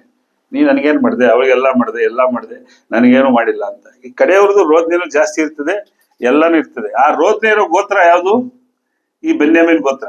ಅಲ್ಲಿ ದೇವರು ಅಲ್ಲಿಂದ ಯಾರನ್ನ ತಗೋತಾರೆ? ಸೌಲನ್ನ ತಗೋತಾರೆ. ಸೌಲನ್ನ ತಗೊಂಡು ರಾಜನನ್ನಾಗಿ ಮಾಡಿ ಎಲ್ಲಾ ಮಾಡುದು. ಕೊನೆಗೆ ಅವನೇನಾದ? ದೇವರ ವಾಕ್ಯಕ್ಕೆ ವಿರುದ್ಧವಾಗಿ, ದೇವರ ಆಜ್ಞೆಗೆ ವಿರುದ್ಧವಾಗಿ ಪಾಪವನ್ನು ಮಾಡಿ ಅವನ ಅರಸುತನ ಬಿಟ್ಟೋಯ್ತು. ಯುದ್ಧದಲ್ಲಿ ಯುದ್ಧ ಮಾಡ್ಬೇಕಾದ್ರೆ ಆ 1-5 ವಾಕ್ಯ ಏನ್ ಹೇಳ್ತಾನೆ? ಅಲ್ಲೇ ಅವನ ಆಪೋಸಿಟ್ ಅವರು ಫಿಲಿಸ್ಟಿಯರು ಸಾಯ್ಸಕ್ ಬರ್ತಾ ಇದ್ದಾರೆ. ಅವನ್ ಹೇಳ್ತಾನೆ, ಅನ್ಯರ ಕೈಯಲ್ಲಿ ನಾನೇನ್ ಮಾಡಲ್ಲ, ಸಾಯೋಕೆ ಇಷ್ಟಪಡಲ್ಲ, ನೀನೇ ತೆಗೆದು ನನ್ಗೇನ್ ಮಾಡು, ಚುಚ್ಚು ಅಂತಾನೆ. ಅದಕ್ಕೆ ಅವನು ಒಪ್ಪಲ್ಲ. ಹಾಗೇನ್ ಮಾಡ್ತಾನೆ? ಇವನೇ ಆ ಕತ್ತಿ ಮೇಲೆ ಬಿದ್ದು ತನ್ನ ಪ್ರಾಣವನ್ನ ಕಳ್ಕೊತಾನೆ ಅಂತ ಇರೋದು. ಅಂದ್ರೆ ಸ್ವಯಂಕೃತ ಹತ್ಯೆ. ಸ್ವಯಂಕೃತವಾಗಿ ತನ್ನನ್ನ ಹತ್ಯೆ ಮಾಡ್ಕೊತಾನೆ. ಬಟ್ ಈ ದೇವರ ದೃಷ್ಟಿಯಲ್ಲಿ ಇದು ಯೋಗ್ಯವಾದ ಕಾರ್ಯನ? ನೋಡಿ, ದೇವರು ಆರಿಸ್ಕೊಂಡಿದ್ದು ಹೆಂಗೆ? ಅವನ್ನ ಒಬ್ಬ ರಾಜನನ್ನಾಗಿ, ಒಬ್ಬ ಅರಸನನ್ನಾಗಿ, ಎಂತ ಒಂದು ಆಡಂಬರ, ಐಶ್ವರ್ಯ, ಅಂತಸ್ತು ಎಲ್ಲವನ್ನ ಕೊಟ್ರು. ಎಂಡ್ ಆಫ್ ದ ಡೇ ಅವನೇನಾದ ಲೈಫಲ್ಲಿ ತನ್ನ ಆತ್ಮವನ್ನ ಕಳ್ಕೊಂಡ. 2ನೇದಾಗಿ ನಾವು ನೋಡ್ತೇವೆ, ಅದೇ 2 ಸಾಮುವೇಲ 17ನೇ ಅಧ್ಯಾಯ 23. ಬರ್ಕೊಳ್ಳಿ. ಅಲ್ಲಿ ಅಹೀತೋಫೆಲನು. ಈ ಅಹೀತೋಫೆಲನು ಏನ್ ಹೇಳ್ತಾನಂದ್ರೆ, one of the best adviser. ಯಾರು? ಈ ಅಹೀತೋಫೆಲನು ಇಸ್ರಾಯೇಲ್ ರಾಜ್ಯದಲ್ಲಿ ಒಬ್ಬ ದೊಡ್ಡ ಅಡ್ವೈಸರ್, ರಾಜತಂತ್ರಿ ಅಥವಾ ರಾಜದ ಮಂತ್ರಿ ಅಂತ ಹೇಳ್ತಾರಲ್ಲ, ಆ ರೀತಿ ಇರೋನು ಒಂದು ಆಲೋಚನೆಯನ್ನ ಹೇಳ್ತಾನೆ ರಾಜನಿಗೆ. 2 ಸಾಮುವೇಲ 17ನೇ ಅಧ್ಯಾಯ 23ನೇ ವಾಕ್ಯ ನೋಡ್ಬೇಕಾದ್ರೆ, ಅಹೀತೋಫೆಲನು ತನ್ನ ಆಲೋಚನೆ ನಡೆಯನ್ನು ತಿಳಿದು ಕತ್ತೆಗೆ ತಲೆ ಹಾಕಿಸಿ ಕೂತುಕೊಂಡು ಊರಿಗೆ ಹೋಗಿ ಮನೆಯಲ್ಲಿ ವ್ಯವಸ್ಥೆ ಮಾಡಿ ಉರುಳು ಹಾಕಿಕೊಂಡು ಸತ್ತನು. ಕೆಲವು ಸಾರಿ ನಮ್ಮ ಪ್ಲಾನ್ಗಳು ವರ್ಕೌಟ್ ಆಗಲ್ಲ. ಆಗ ನಾವೇನ್ ಮಾಡ್ಬಿಡ್ತೀವಿ, ಇಷ್ಟೇ ನನ್ನ ಲೈಫ್ ಮುಗೀತು. ಇಲ್ಲ ಅದೇ ಮಾಡ್ತಾನೆ ಅಹೀತೋಫೆಲನು. ಎಷ್ಟು ದೊಡ್ಡ ಅವನು ಅಹೀತೋಫೆಲ್ ಎಂತ ಅವನು ಕೊಟ್ಟ ಆಲೋಚನೆಗಳು, ಅಲ್ಲೆಲ್ಲ ಒಂದು ಆಲೋಚನೆ ಏನ್ ಮಾಡ್ತಾರೆ, ಫೇಲ್ಯೂರ್ ಆಗುತ್ತೆ. ಇವ್ರನ್ನೆಲ್ಲ ನೋಡ್ಕೊಂಡ್ ಬನ್ನಿ. ಸೈಡಲ್ಲಿ ಯಾರನ್ನ ಇಟ್ಕೊಳ್ಳಿ, ಫ್ರಂಟ್ ಅಲ್ಲಿ ಯಾರನ್ನ ಇಟ್ಕೊಳ್ಳಿ, ಯೋಬನ್ ಇಟ್ಕೊಳ್ಳಿ. ಯೋಬನಿಗೆ ಬಂದಂತದ್ ಬಂತ, ಇವ್ರಿಗೆಲ್ಲ ಬರ್ಲಿಲ್ಲ. ಸೌಲ ಸ್ವಲ್ಪ ಇದ್ದಿದ್ರೆ ಬೇರೆ ಯಾರು ಸಾಯಿಸಿರೋದು, ಹೋಗ್ಲಿ ಯುದ್ಧದಲ್ಲಿ ವೀರ ಮರಣವಾಗ್ಲಿ, ದೇವರ ಚಿತ್ತ ಅಲ್ಲಿರ್ಲಿಲ್ಲ. ಇಲ್ಲಿ ಅಹೀತೋಫೆಲನು ಬಹಳ ದೊಡ್ಡ ಆಲೋಚನೆಯನ್ನು ಕೊಡುವಂತ ವ್ಯಕ್ತಿ. ಆ ಇಸ್ರಾಯೇಲ್ ರಾಜರುಗಳಿಗೆ ಬಹಳ ದೊಡ್ಡ ದೊಡ್ಡ ಆಲೋಚನೆ, ಅವ್ರಿಗೆಲ್ಲ ಒಂದು ಆಲೋಚನೆ ಕೊಡ್ಬೇಕಾದ್ರೆ ಅಲ್ಲಿ ಫೇಲ್ಯೂರ್ ಆಗುತ್ತೆ. ಆ ಫೇಲ್ಯೂರ್ ಆದಾಗ ಏನ್ ಮಾಡ್ಬಿಡ್ತಾನೆ, ಮನೆ ಹೋಗಿ ಏನ್ ಮಾಡ್ತಾನೆ, ಸೂಸೈಡ್ ಮಾಡ್ಕೊತಾನೆ. ಇನ್ನೊಬ್ಬ ವ್ಯಕ್ತಿ ನೋಡ್ತೀವಿ, ಜಿಮ್ರಿ ಅಂತ ಒಬ್ಬ ಅರಸ. 1 ಅರಸು 16ನೇ ಅಧ್ಯಾಯ 8ರಿಂದ 18 ಬರ್ಕೊಳ್ಳಿ, ಓದಕ್ ಹೋಗ್ಬಿಡಿ. 1 ಅರಸು 16ನೇ ಅಧ್ಯಾಯ 8ರಿಂದ 18 ನಾವು ನೋಡ್ಬೇಕಾದ್ರೆ ಅಲ್ಲಿ ಜಿಮ್ರಿ ಅಂತ ಒಬ್ಬ ಅರಸನು ಬರ್ತಾನೆ. ಆ ಜಿಮ್ರಿ ಎಂಬವನು ಅವನಿಗೆ ವಿರುದ್ಧವಾಗಿ ಅವನು ಸಂಚು ಮಾಡಿ ಅವನು ಇನ್ನೊಬ್ಬನ್ನ ಸಾಯಿಸ್ಬಿಡ್ತಾರೆ. ಯಾರು, ಇನ್ನೊಬ್ಬ ಅರಸ ಇರ್ತಾನೆ, ಅವನನ್ನು ಸಾಯಿಸಿ ಅವನು ಆ ಒಂದು ರಾಜ್ಯಕ್ಕೆ ಬರ್ತಾನೆ. ಕಡೆದಾಗಿ ನೀವು 18ನೇ ವಾಕ್ಯ ನೋಡ್ಬೇಕಾದ್ರೆ ಅವನು ಇದೆಲ್ಲ ವಶ ಆಗ್ಬಿಡ್ತದೆ, ಬೇರೆಯೊಬ್ಬರನ್ನ ತಗೋತಾರೆ. ಪಟ್ಟಣವು ಅವರ ವಶವಾದನ್ನು ಜಿಮ್ರಿಕೊಂಡು ಅರಮನೆಯ ಗರ್ಭಗೃಹವನ್ನು ಹೊಕ್ಕು ಅರಮನೆಗೆ ಬೆಂಕಿ ಹತ್ತಿಸಿ ಸುಟ್ಟುಕೊಂಡನು. ಈಗಲೂ ಇದು ನಡೀತದ, ಬೆಂಕಿ ಹತ್ಕೊಂಡು ಸಾಯ್ತಾರೆ, ಎಣ್ಣೆ ಹಾಕೊಂಡು ಸಾಯ್ತಾರೆ. ಇದೆಲ್ಲ ಬೈಬಲ್ ಆಲ್ರೆಡಿ ಆಗ್ಬಿಡುತ್ತೆ. ಯಾಕೆ, ಇವನು ಏನೋ ಸಂಚು ಮಾಡಿ ಒಂದು ರಾಜ್ಯವನ್ನು ತಗೊಂಡ, ಅದು ನಿಂತ್ಕೊಳ್ಳಿಲ್ಲ ಅಂದ ತಕ್ಷಣ ಏನಾಗ್ಬಿಡ್ತು, ಲೈಫ್ ಅಷ್ಟೇ. ಅದಲ್ಲ ಪ್ರಿಯರೇ, ಲೈಫು ಆ ರೀತಿ ಅಲ್ಲ. ಯೇಸು ಕ್ರಿಸ್ತನಿಗೂ ಸೈತಾನ ಯಾವ ರೀತಿ ಶೋಧನೆ ಕೊಟ್ಟ? ಒಂದು, ಇನ್ನೊಂದು ದುಮ್ಕು. ಏನ್ ಮಾಡು, ಅವನ್ ದುಮ್ಕು ಅಂದ್ರೆ ಅರ್ಥ ಏನು? ಸೂಸೈಡ್ ಮಾಡು. ಸೈತಾನ ಏನ್ ಹೇಳ್ತಾರೆ, ಯೇಸು ಕ್ರಿಸ್ತನ್ ನಿದೇವರ ಮಾನಾಗಿದ್ರೆ ಏನ್ ಮಾಡು, ಈ ಬೆಟ್ಟದಿಂದ ಧುಮುಕ್ ಬಿಡು, ನಿನ್ನ ಯಾರು ಕಾಪಾಡ್ತಾರೆ? ಇವತ್ತು ನನ್ನ ಪ್ರಿಯರೇ, ನಿಮ್ಮ ಜೀವನದಲ್ಲಿ ಅನೇಕ ಸಾರಿ ಸೈತಾನ ಏನ್ ಮಾಡ್ತಾನೆ, ಪ್ರಚೋದನೆ. ಅವನೇನ್ ಮಾಡ್ತಾನೆ, ಪ್ರಚೋದನೆ ಕೊಡ್ತಾನೆ. ನೀವು ಸಿಕ್ಕಾಕೋಬಾರದು. ಸ್ನೇಹಿತರ ಮುಖಾಂತರ, ಫ್ರೆಂಡ್ಶಿಪ್ ಮುಖಾಂತರ, ನಾವು ಪಳಗೋರ ಮುಖಾಂತರ, ಪ್ರತಿಯೊಂದು ಜೀವನದಲ್ಲೂ ನಮ್ಮ ಮನಸ್ಸನ್ನ ಏನ್ ಮಾಡ್ಬಿಡ್ತಾನೆ ಸೈತಾನ, ಕ್ಯಾಪ್ಚರ್ ಮಾಡ್ಬಿಡ್ತಾನೆ. ಚಾನ್ಸ್ ಕೊಡಬಾರ್ದು. ಯೋಬನ್ನ ಇಟ್ಕೋಬೇಕು ಮುಂದ್ಗಡೆ. ಅವನ ಎಂತ ಸರ್ಕಮ್ಟೆನ್ಸ್ ಅಲ್ಲಿ ಅವನ್ ಏನ್ ಮಾಡ್ಲಿಲ್ಲ, ಅವನಿರೋ ಜಾಗದಲ್ಲಿ ಯಾರು ಇದ್ದಿದ್ರು ಏನಾಗಿರೋರು, ಏನೋ ಮಾಡ್ಕೊಂಡು ಸತ್ತೋಗಿರೋರು. ಅವನೇನ್ ಮಾಡ್ದ, ಇಲ್ಲ. ಎಂಡ್ ಆಫ್ ದ ರಿಸಲ್ಟ್ ಗೊತ್ತಲ್ಲ ಯೋಬನಿಗೆ. ಎಲ್ಲಾ ಆಶೀರ್ವಾದಗಳು ತಿರುಗಿ ಬಂದವು. ಇವತ್ತು ನಾವು ಮಾತಾಡ್ತಾ ಇದ್ವಿ, ಸರಿ ಸುಮಾರು 3500 ವರ್ಷಗಳು ಯೇಸು ಕ್ರಿಸ್ತನಿಗಿಂತ ಮುಂಚೆ ಅವನು ಅಬ್ರಹಾಂನ ಕಾಲದಲ್ಲಿ ಇದ್ದವನು ಅಂತ ಹೇಳ್ತಾರೆ. ನಂತರ ಈಗ 2000 ಒಂದು 5000 ವರ್ಷಗಳಾಗುತ್ತೆ. ಇನ್ನು ನಾವು ಯಾರ ಬಗ್ಗೆ ಮಾತಾಡ್ತಾ ಇದೀವಿ, ಯೋಬನ ಬಗ್ಗೆ ಮಾತಾಡ್ತಾ ಇದೀವಿ. ಅದರಿಂದ ನಾವೇನ್ ನೋಡ್ತೇವೆ, ಎಲ್ಲರಿಗೂ ಸೈತಾನ ಪ್ರಚೋದನೆ ಕೊಡ್ತಾ ಇರ್ತಾನೆ. ದಾವೀದನಿಗೂ ಯೋಬನಿಗೂ ಕೊಟ್ಟ, ಅವನ ಹೆಂಡತಿ ಮುಖಾಂತರ ಕೊಟ್ಟ. ನಂತರ ಫ್ರೆಂಡ್ಸ್ ಗಳು ಬಂದು ಏನ್ ಮಾಡಿದ್ರು, ಅವರು ಅವನಿಗೆ ನೀನೇನೋ ತಪ್ಪು ಮಾಡಿದ್ಯಾ, ನೀನೇನೋ ಮಾಡಿದ್ಯಾ. ಇವತ್ತಷ್ಟೇ ನಾವೆಲ್ಲೋ ಕೆಳಗಡೆ ಬಿದ್ದಾಗ ಮನುಷ್ಯರು ಏನ್ ಮಾಡ್ಬಿಡ್ತಾರೆ, ಮನುಷ್ಯರು ಏನ್ ಮಾಡ್ತಾರೆ, ನೀವು ಸೋತಾಗ ಒಂದ್ಸಾರಿ ಸೋತ್ ನೋಡಿ ಲೈಫಲ್ಲಿ, ಈ ಪ್ರಪಂಚ ನಿಮ್ಮನ್ನ ಹೆಂಗ್ ನೋಡುತ್ತೆ ಅಂತ. ಒಂದ್ಸಾರಿ ಕೆಳಗಡೆ ಬಿದ್ದು ನೋಡಿ, ಈ ಪ್ರಪಂಚ ನಿಮ್ಮನ್ನ ಹೆಂಗ್ ನೋಡುತ್ತೆ ಅಂತ. ನಾವು ಆ ರೀತಿ ಬಿದ್ದಾಗ ಪ್ರಪಂಚವು ಹೇಳುವಂತ ಮಾತುಗಳೇ ನಿಮ್ ಕಿವಿಗೆ ಜಾಸ್ತಿ ಇರ್ತದೆ. ಬೈಬಲ್ ಏನ್ ಹೇಳ್ತಾ ನಾವು ನೋಡೋದು. ಯಾವತ್ತು ಲೈಫಲ್ಲಿ ಒಂದ್ ಚೆನ್ನಾಗಿ ತಿಳ್ಕೊಳ್ಳಿ, ನಮ್ ಸುತ್ತಮುತ್ತ ಸರ್ಕಮ್ಟೆನ್ಸ್ ಅಲ್ಲಿ ಏನೇ ಸಮಸ್ಯೆ ಬಂದ್ರು ನಾವು ಸಮಸ್ಯೆನ ನೋಡಬಾರ್ದು, ಹೀಯಾಳಿಸುವಂತ ಜನರನ್ನ ನೋಡಬಾರ್ದು. ನಾವ್ ಯಾರು ನೋಡ್ಬೇಕು, ದೇವರನ್ನ ನೋಡ್ಬೇಕು. ಒಂದು ನಂಬಿಕೆ ಇರ್ಬೇಕು, ಅಟ್ ಎನಿ ಸರ್ಕಮ್ಟೆನ್ಸ್ ನನ್ನನ್ನು ಯಾರು ಕೈ ಬಿಡಲ್ಲ, ದೇವರು ನಮ್ಮನ್ನ ಕೈ ಬಿಡೋದಿಲ್ಲ ಎಂಬುದು ಅಷ್ಟೇ ಇರ್ಬೇಕು. 3ನೇ ವ್ಯಕ್ತಿ, ನಾವು ಹೊಸ ಒಡಂಬಡಿಕೆಯಲ್ಲಿ ಒಬ್ಬ ವ್ಯಕ್ತಿ ನೋಡ್ತೀವಿ, ನಿಮ್ಗೆಲ್ಲ ಗೊತ್ತಿರುವಂತ ವ್ಯಕ್ತಿ ಯಾರು, ಯೂದಾಸನ ಒಂದು ಆತ್ಮಹತ್ಯೆಯಲ್ಲಿ ಫಸ್ಟ್ ಯೂದಾಸ್ ಏಕ್ದಮ್ ಸೂಸೈಡ್ ಮಾಡ್ಕೊಬಿಟ್ನಾ. ಯೂದಾಸ್ ಯಾರು, ಏನ್ ಮಾಡ್ದ ಅವನು, ಹಿಡ್ಕೊಟ್ಟ. ಎಷ್ಟು ಬೆಳ್ಳಿ ಕಾಸು ಹಿಡ್ಕೊಟ್ಟ? ಅವ್ನ ಆನ್ಸರ್ ಮಾಡ್ಲಿರಪ್ಪ, ಅವ್ನು ಸ್ವಲ್ಪ ಇವತ್ತು ಹೀರೋ ತರ ಡ್ರೆಸ್ ಮಾಡ್ಕೊಂಡ್ ಬಂದಿದ್ದಾನೆ, ಅವ್ನು ಸ್ವಲ್ಪ ಆನ್ಸರ್ ಮಾಡ್ಲಿ ಇವತ್ತು. ಎಷ್ಟು ಬೆಳ್ಳಿ ಕಾಸು? 30 ಬೆಳ್ಳಿ ಕಾಸು ಹಿಡ್ಕೊಟ್ಟ. ಇರ್ಲಿ, ಈ ಸಡನ್ ಆಗಿ ಹಿಡ್ಕೊಟ್ಬಿಟ್ನ. ಫಸ್ಟ್ ಲೈಫ್ ಅಲ್ಲಿ ಚೆನ್ನಾಗಿ ತಿಳ್ಕೊಳ್ಳಿ. ಯೋಹಾನಿಗೆ ಬರೆದ ಸುವಾರ್ತೆ 13ನೇ ಅಧ್ಯಾಯ 2ನೇ ವಾಕ್ಯವನ್ನು ಧ್ಯಾನಿಸಿ. ಯೋಹಾನ 13:2. ಅವರು ಊಟಕ್ಕೆ ಕೂತುಕೊಂಡಿದ್ದರು. ಅಷ್ಟರೊಳಗೆ ಸೈತಾನನು ಸಿಂಹನ ಮಗನಾದ ಇಸ್ಕರಿಯೋತನ ಮನಸ್ಸಿನಲ್ಲಿ ಯೇಸುವನ್ನು ಇಟ್ಟುಕೊಳ್ಳಬೇಕೆಂಬ ಆಲೋಚನೆಯನ್ನು ಹುಟ್ಟಿಸಿದನು. ಆಗ್ಲೇ ಇವ್ರು ದಾಟಿ ಆನ್ಸರ್ ಮಾಡಿದ್ರು. ಫಸ್ಟ್ ಎಲ್ಲಿ ಆಲೋಚನೆ ಉಂಟು ಮಾಡ್ತಾನೆ? ಅದಕ್ಕೆ ಸೀನಿಯರ್ಸ್ಗಳು ನಮ್ಗೆ ಬೇಕು. ಸಭೆಗಳಲ್ಲಿ ಕರೆಕ್ಟ್ ಆಗಿ ಏನ್ ಮಾಡ್ತಾರೆ? ಆನ್ಸರ್ ಕೊಡ್ತಾರೆ. ಫಸ್ಟ್ ಎಲ್ಲಿ ಆಲೋಚನೆ ಉಂಟು ಮಾಡ್ತಾನೆ? ನಿಮ್ಮ ಮನಸ್ಸಿನಲ್ಲಿ ಆಲೋಚನೆ ಉಂಟು ಮಾಡ್ತಾನೆ. ಏನಂತ? ಯೇಸು ಕ್ರಿಸ್ತನ ಇಟ್ಕೊಡ್ಬೇಕು. ಕೆಟ್ಟ ಆಲೋಚನೆ ಅಲ್ವಾ? ಇವತ್ತು ನಮ್ಗೆ ಒಳ್ಳೆ ಆಲೋಚನೆ ಕೊಡೋರು ಯಾರು? ಈಗ ಒಂದು ಯೂಸ್ಫುಲ್ ಪ್ರಶ್ನೆ, ನಿಮ್ ಪೇರೆಂಟ್ಸ್ಗಳು ನಿಮ್ಗೆ ಯಾವ ತರ ಕೆಟ್ಟ ಆಲೋಚನೆ ಕೊಟ್ಟಿದಾರ? ಯಾವ ತರ ಕೆಟ್ಟದ ಕೊಟ್ಟಿದಾರ? ಇಲ್ಲ. ನಿಮ್ ತಂದೆ ತಾಯಿಗಳು, ಫ್ರೆಂಡ್ ಸರ್ಕಲ್ ಅಲ್ಲಿ ಎಲ್ಲ ಒಳ್ಳೆ ಆಲೋಚನೆನ? ಎಷ್ಟು ಜನ ಫ್ರೆಂಡ್ಸ್ ನಿಮ್ಗೆ ಭಾನುವಾರ ಆದ್ಮೇಲೆ ಚರ್ಚ್ಗೆ ಹೋಗ್ಬೇಕು, ಬೆಳಗ್ಗೆದ್ದು ದೇವ್ರ ಸ್ತೋತ್ರ ಮಾಡಬೇಕು ಅಂತ ಎಷ್ಟು ಫ್ರೆಂಡ್ಸ್ ಹೇಳಿದ್ದಾರೆ? ಯಾರು ಫ್ರೆಂಡ್ಸ್ ಹೇಳ್ಕೊಟ್ಟಿದಾರ? ಯೂತ್ಸ್ ಯಾರಾದ್ರೂ ಫ್ರೆಂಡ್ಸ್ ಇದ್ದಾರ? ಹೋಗ್ಲಿ, ಹೇಳ್ಕೊಡಲ್ಲ. ಅವ್ರು ಬೇರೆ ಬೇರೆ ಹೇಳ್ಕೊಡ್ತಾರೆ. ಏನ್ ಹೇಳ್ಕೊಡ್ತಾರೆ? ಬೇರೆ ಬೇರೆ. ಈ ಆಲೋಚನೆಗಳನ್ನ, ಕೆಟ್ಟ ಆಲೋಚನೆಗಳನ್ನ ಎಲ್ಲಿ ತರ್ತಾನೆ ಸೈತಾನ? ಫಸ್ಟ್ ಯೂದನ ಮನಸ್ಸಿನಲ್ಲಿ ಆ ಆಲೋಚನೆಯನ್ನ ತರ್ತಾನೆ. ಏನಂತ? ಯೇಸು ಕ್ರಿಸ್ತನನ್ನು ಹಿಡಕೊಡಬೇಕೆಂಬ ಆಲೋಚನೆಯನ್ನ ಫಸ್ಟ್ ಇಂಪ್ಲಿಮೆಂಟ್ ಮಾಡೋದಲ್ಲಿ ಮನಸ್ಸಿನಲ್ಲಿ. ಆ ಮನಸ್ಸಿನಲ್ಲಿ ಆಲೋಚನೆ ತರ್ತಾನೆ. ಅದನ್ನ ನೆಕ್ಸ್ಟ್ ಏನ್ ಮಾಡ್ತಾನೆ? 21ನೇ ವಾಕ್ಯದಲ್ಲಿ, ಅದೇ ಅಧ್ಯಾಯ 21ರಲ್ಲಿ ನಾವು ನೋಡ್ಬೇಕಾದ್ರೆ, ಇದನ್ನು ಕೇಳಿ ಯೇಸು ಆತ್ಮದಲ್ಲಿ ತತ್ತರಗೊಂಡು, ಯೇಸು ಕ್ರಿಸ್ತನ್ ಗೊತ್ತಾಗ್ಬಿಡ್ತು, ಅವನ ಹೃದಯದಲ್ಲಿ ಏನಾಗ್ಬಿಡ್ತು, ಅವನಿಗೆ ತತ್ತರಗೊಂಡ್ಕೊಂಡು ಹೇಳ್ತಾನೆ, ನಿಮ್ಮಲ್ಲಿ ಒಬ್ಬರು ನನ್ನ ಹಿಡ್ಕೊಡುವುದು ಸ್ಪಷ್ಟವಾಗಿ ಹೇಳಿದನು. ನಿಮ್ಮಲ್ಲಿ ಒಬ್ಬರು ಏನ್ ಮಾಡ್ತಾರೆ? ಯೇಸು ಕ್ರಿಸ್ತನ್ ಗೊತ್ತಾಗ್ಬಿಡ್ತು. ಅವನ ಮನಸ್ಸಲ್ಲಿ ಯಾರು ಬಂದ್ಬಿಟ್ಟಿದ್ದಾನೆ? ಸೈತಾನ ಬಂದಿದ್ದಾನೆ.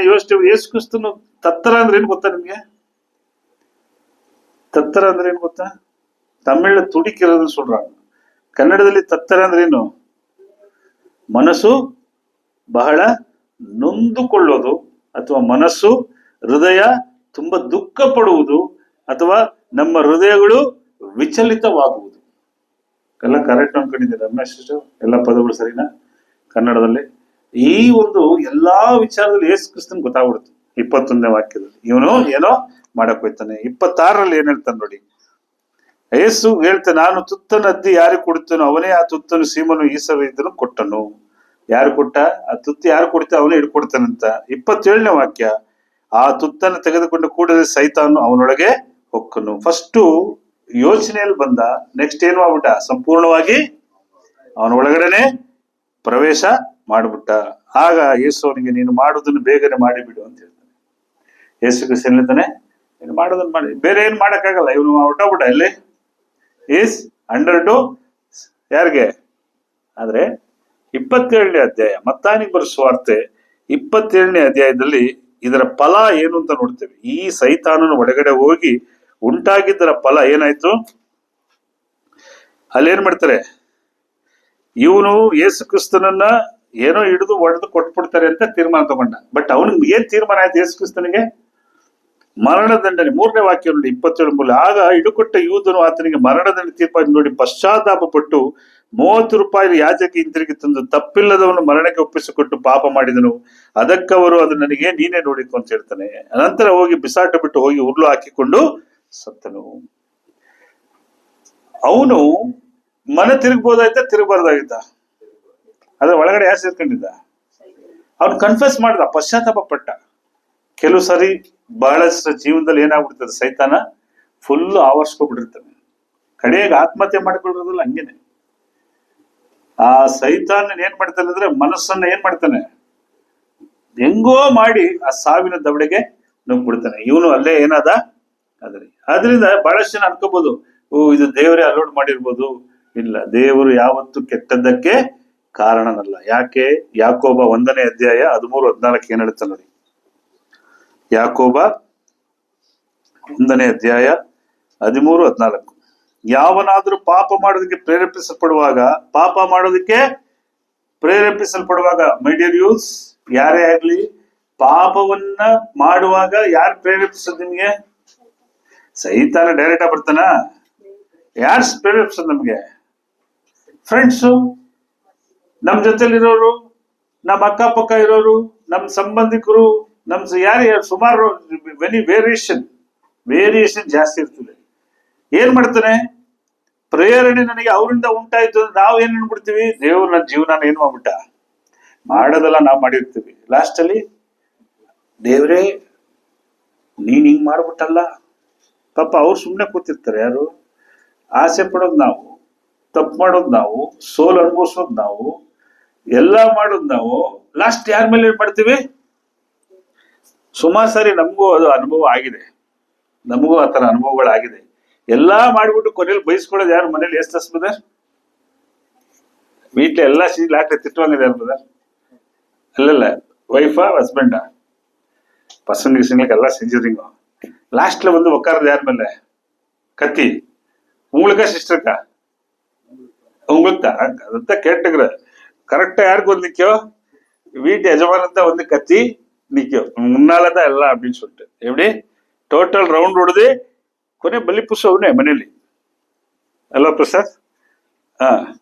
ಎಲ್ರಿಗೂ ಅನುಭವ ಇರ್ತದೆ. ಎಲ್ಲ ಸುದ್ದಿ ಬಳಸಿ ಲಾಸ್ಟ್ ಎಲ್ಲಿ ಇಟ್ಬಿಡ್ತಾರೆ ಪಾಪ. ಅವ್ರೇನೋ ಗಂಡಸು ಬೆಳಿಗ್ಗೆ ಎದ್ದು ಕೆಲಸ ಮಾಡ್ಕೊಂಡು ಮನೆಗೆ ಮಾಡ್ಕೊಂಡು ಬಂದು ಏನೋ ಸಂಬಳ ಗಿಂಬಳ ಕೊಟ್ಟು ಫ್ಯಾಮಿಲಿ ಹೆಂಗೋ ಮೇಂಟೈನ್ ಮಾಡ್ತಾ ಇರ್ತಾನೆ. ಸುದ್ದಿ ಬಳಸಿ ಎಲ್ಲಿ ಹೊಡಿತಾರೆ ಲಾಸ್ಟ್ ಅಲ್ಲಿ? ಹೋಮ್ ಪಾಟ್ಗಳು ಕಾಪಿ ಕೊಟ್ಟಿರ್ತಾರೆ, ಇನ್ನೇನೋ ಮಾಡ್ತಿರ್ತಾರೆ. ಅವ್ರಿಗೆ ಏನ್ ಮಾಡ್ತಾರೆ ಆತರ ಎಲ್ಲ ಸುದ್ದಿ ಬಳಸಿ ಪ್ರೇರಣೆ ಎಲ್ಲ ತಪ್ಪೆಲ್ಲ ಮಾಡಿ ಎಲ್ಲ ಆಗಿ ಎಲ್ಲ ಹಾಳಾದ್ಮೇಲೆ ಯಾರನ್ನ ಹೇಳ್ತಾರಂತೆ? ದೇವ್ರೇ ಎಲ್ಲ ನಿನ್ನಿಂದನಾಯ್ತು, ನೀನ್ ಹೇಳಿದ್ರೆ ನಾನು ಕೇಳ್ತಾ ಇರ್ಲಿಲ್ವಾ? ದೇವ್ರ ನನ್ ಚರ್ಚೆಗೆ ಬರ್ಬೇಡ ಅಂದ್ರ? 24 ಗಂಟೆ ಹೊರಸಪ್ಪಲ್ಲಿ ಕೂತ್ಕೋ, 24 ಗಂಟೆ ಇನ್ಯಾವೆಲ್ಲ ಜಾಗದಲ್ಲಿ ಕೂತ್ಕೊ ಅಂತ ದೇವ್ರು ಹೇಳಿದ್ರ? ಎಲ್ಲಿ ಹೇಳಿದ್ರು? ದೇವರು ಪ್ರೇರಣೆ ಉಂಟಾಯಿತು ನನಗೆ ಎಂದು ಹೇಳಬಾರದು. ದೇವರು ಕೆಟ್ಟದಕ್ಕೇನು ಸಂಬಂಧಪಟ್ಟವನಲ್ಲ. ದೇವರು ಮನಸ್ಸನ್ನು ಚೆನ್ನಾಗಿ ಇಟ್ಕೊಳ್ಳಿ. ನೀವು ಮಾಡೋ ಕೆಟ್ಟತನಕ್ಕೆ ಯಾರು ರೆಸ್ಪಾನ್ಸಿಬಲ್ ಅಲ್ಲ?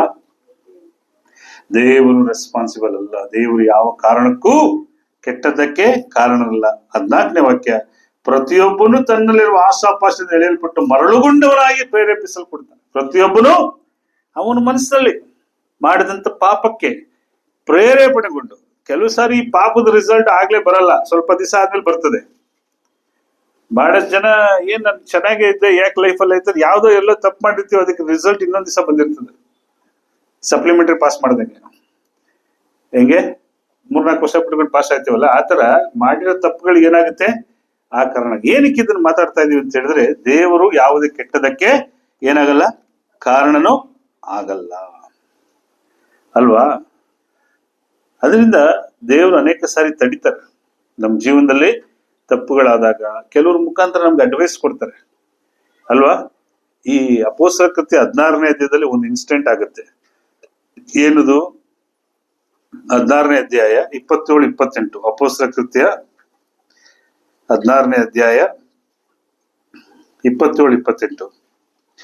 ಸೆರೆಯ ಯಜಮಾನ್ ನಿದ್ದೆಯಿಂದ ಎಚ್ಚೆತ್ತು ಸೆರೆಮನೆ ತೆರೆದುಕೊಂಡು ಅಲ್ಲಿ ಸೆರೆಮನೆ ಇದ್ದವರೆಲ್ಲ ಎಸ್ಕೇಪ್ ಆಗ್ಬಿಟ್ರು ಮಾಡ್ಬಿಟ್ರು ಅಂತ ಅವ್ನು ಏನ್ ಮಾಡ್ತಂತೆ, ಕತ್ತಿಯನ್ನು ಹಿಡಿದು ಆತ್ಮಹತ್ಯೆ ಮಾಡಿಕೊಳ್ಳಬೇಕೆಂದಿದ್ದನು. ಕತ್ತಿ ಹಿಡ್ಕೊಂಡು ಏನ್ ಮಾಡ್ತಾರಂತೆ, ಇನ್ನೇನ್ ಸತ್ತೋಗ್ಬಿಡೋಣ ಅಂತ ಹೇಳಿದಂತೆ. ಅಷ್ಟರಲ್ಲಿ ಪೌಲ ಏನ್ ಮಾಡ್ತಾರೆ, ಅವನಿಗೆ ಕೂಗಿ ನೀನೇನು ಕೇಡು ಮಾಡಿಕೊಳ್ಳಬೇಡ, ನಾವೆಲ್ಲರೂ ಇಲ್ಲೇ ಇದ್ದೇವೆ ಅಂತೇಳಿ ಅವನಿಗೆ ಧೈರ್ಯ ಕೊಡ್ತಾನೆ. ಧೈರ್ಯ ಕೊಟ್ಟದ್ ಮತ್ತೆ ಅವನಿಗೆ ರಕ್ಷಣೆ ಕೊಟ್ಟು ದೀಕ್ಷಾಸ್ಥಾನನೂ ಕೊಡ್ತಾನೆ.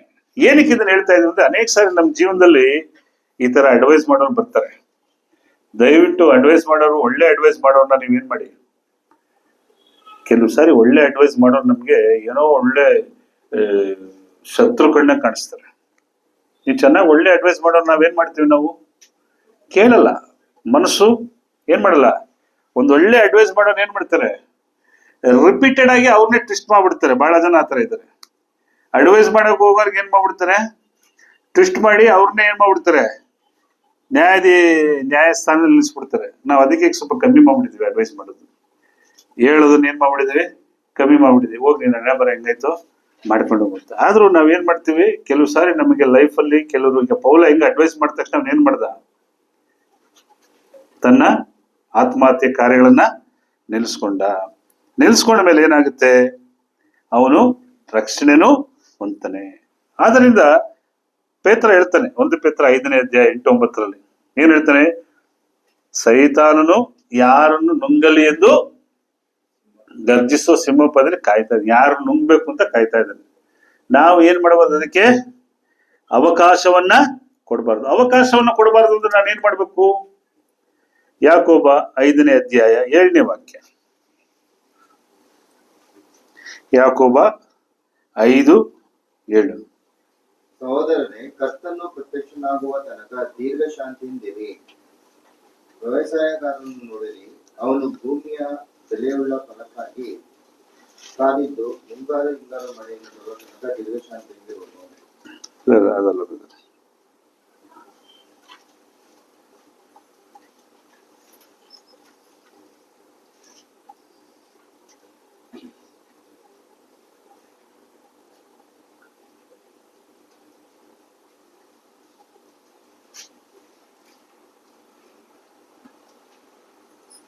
ಯಾಕೋಬ 4:7, ಕ್ಷಮಿಸ್ಬೇಕು, 4ನೇ ಅಧ್ಯಾಯ 7ನೇ ವಾಕ್ಯ. ಹೀಗಿರಲಾಗಿ ದೇವರಿಗೆ ಒಳಗಾಗಿರಿ, ಹಾ, ಸೈತಾನನನ್ನು ಎದುರಿಸಿರಿ, ಅವನು ನಿಮ್ಮನ್ನು ಬಿಟ್ಟು ಹೋಗ. ನಮ್ಮ ಲೈಫ್ ನಲ್ಲಿ 2 ರೀತಿಯಾದ ಡೆತ್ ಬರಬಾರ್ದು.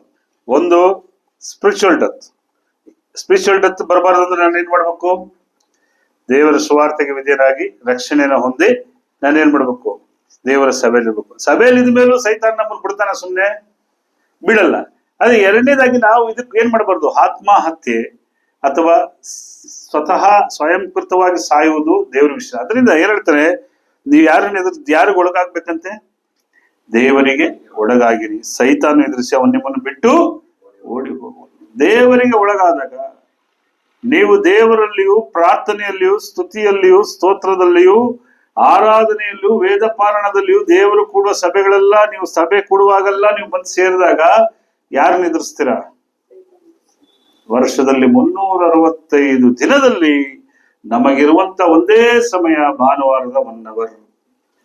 ಒಟ್ಟು ಈ ವರ್ಷದಲ್ಲಿ, ಹೋದ ವರ್ಷ 2026ರಲ್ಲಿ ದೇವರಿಗೆ ನಾನು ಕೊಟ್ಟಂತ ಸಮಯ 54 ಗಂಟೆ. ಎಷ್ಟು ಗಂಟೆ? ಕರೆಕ್ಟಾ ನಾನು ಹೇಳ್ತಾ ಇರೋದ್ ಲೆಕ್ಕ? ಎಷ್ಟು ವಾರ ಒಂದು ವರ್ಷಕ್ಕೆ? 52 ಅಷ್ಟ. 52 ಗಂಟೆ, ಇನ್ನೂ 2 ಅವರ್ ಕಮ್ಮಿ ಆಗುತ್ತೆ. 52 ಅವರ್ಸ್ ನಾನು ಯಾರು ಕೊಟ್ಟಿದ್ದೀನಿ? ದೇವ್ರಿಗೆ ಕೊಟ್ಟಿದ್ದೀನಿ. 52 ಅವರಲ್ಲಿ ಸಾಂಗ್ ಇಂದ ಹಿಡಿದು ಕೊನೆ ಪ್ರೇಯರ್ ಗಂಟ ಮನೆಗೆ ಬಂದ್ಮೇಲೆ ನೀವೇ ಲೆಕ್ಕ ಹಾಕ್ಬಿಡಿ. ಒಂದು ಪೇಪರ್ ತಗೊಳ್ಳಿ, ಬರ್ಕೊಳ್ಳಿ. ಆರಾಧನೆ ಆರಂಭದಿಂದ ಅಂತ್ಯದವರೆಗೂ ಎಷ್ಟು ಭಾನುವಾರ ನಾನು ಇದ್ದೆ. ಏನು ಕೇಳ್ತಾ ಇದ್ದಂದ್ರೆ, ದೇವರಿಗೆ ಒಳಗಾಗಿ ಅಂದ್ರೆ ದೇವರ ಸಮಕ್ಷಮದಲ್ಲಿ ಸೇರ್ಬೇಕು. ನಾನು ಪ್ರತಿ ಶುಕ್ರವಾರ ಸಿಸ್ಟರ್ ನನಗೆ ಇನ್ವೈಟ್ ಮಾಡ್ತಾ ಇರ್ತಾರೆ, ಬ್ರದರ್ ಇನ್ವೈಟ್ ಮಾಡ್ತಾ ಇರ್ತಾರೆ ಬೈಬಲ್ ಸ್ಟಡಿ ಮಾಡೋದಕ್ಕೆ.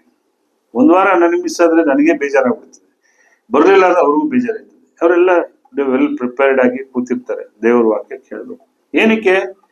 ದೇವರಿಗೆ ಒಳಗಾಗುವುದೆಂದರೆ ದೇವರ ವಾಕ್ಯಗಳನ್ನ ಕೇಳುವುದು, ಕುಟುಂಬಗಳಲ್ಲಿ ಪ್ರಾರ್ಥನೆ, ಕುಟುಂಬಗಳಲ್ಲಿ ದೇವರ ವಾಕ್ಯವನ್ನು ಧ್ಯಾನಿಸುವುದು. ಎಷ್ಟು ಜನ ಧ್ಯಾನಿಸ್ತೀರ?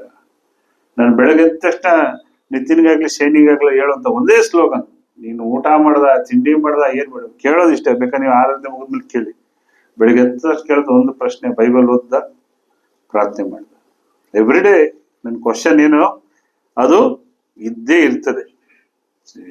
ಸೋಫಿ ಸಿಸ್ಟರ್ ಕೇಳಲ್ಲ, ಅವರು ಚಿಕ್ಕರಿಂದ ಅದು ಅಭ್ಯಾಸ ಇದೆ. ಈ ನಮ್ಮ ಮಕ್ಕಳಿಗೆ ನಾವೇನ್ ಮಾಡೋದು?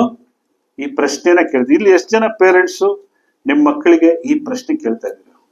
ಬೆಳಿಗ್ಗೆ ಎದ್ದ ತಕ್ಷಣ ಬೈಬಲ್ ಓದ್ತೀರಾ, ಪ್ರಾರ್ಥನೆ ಮಾಡಿದಿರಂತ ಎವಳ ಪೇರ್ ಕೇಕ್ರಿಂಗು ಪೇರೆಂಟ್ಸ್ ಕೇಳ್ತೀರಾ? Very good. ಒಂದೇ ಒಂದು ಕೈ ಬಂತು, ವೆರಿ ಗುಡ್. ಇರ್ಲಿ, 2 ಕೈ ಎತ್ತಿದ್ರೆ ಇಲ್ಲ ಸುಮ್ಮನೆ? ಓಕೆ ಓಕೆ, 2 ಕೈ ಬಂದಿದೆ.